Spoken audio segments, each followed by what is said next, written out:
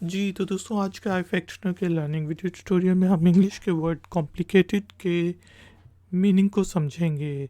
देखेंगे कि word complicated को एज एन एडजेक्टिव कैसे यूज़ किया जाता है। इस पर्पस के लिए हम इंग्लिश में 3 सेंटेंसेस भी बनाएंगे और उनकी ट्रांसलेशन को समझेंगे। ट्यूटोरियल कंसंट्रेशन से देखें क्योंकि फिर है एक एक्सरसाइज। तो शुरू करते हैं जी अपना आज का iFactioner का लर्निंग वीडियो ट्यूटोरियल।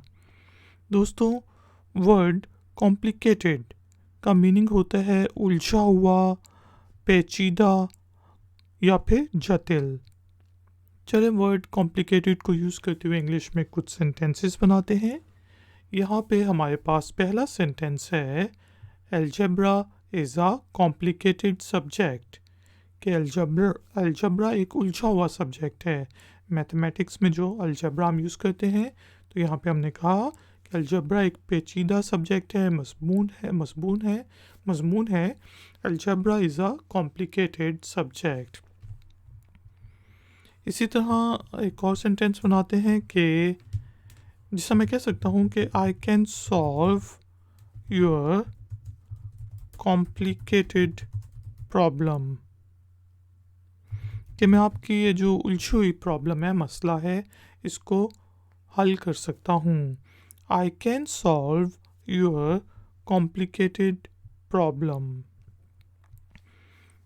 इसी तरह एक और सेंटेंस बना लेते हैं इंग्लिश के वर्ड कॉम्प्लिकेटेड को यूज़ करते हुए, जिससे हम कह सकते हैं simply it is a very complicated problem।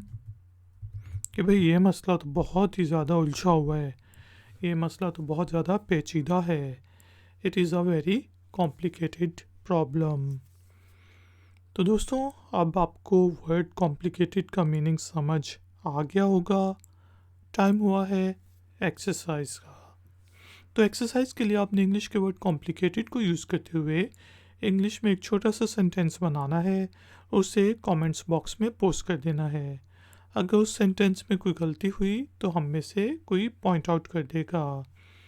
Video पसंद आई है तो लाइक का बटन ज़रूर प्रेस करें, वीडियो को शेयर करें, और अगर आप चैनल पर नए हैं तो चैनल की सपोर्ट के लिए और नई नई नोटिफिकेशंस के लिए चैनल को सब्सक्राइब करके बेल आइकन को भी प्रेस कर दें। मिलेंगे एक और नए वीडियो ट्यूटोरियल में। Until then, take care, keep learning, keep enjoying. Good day.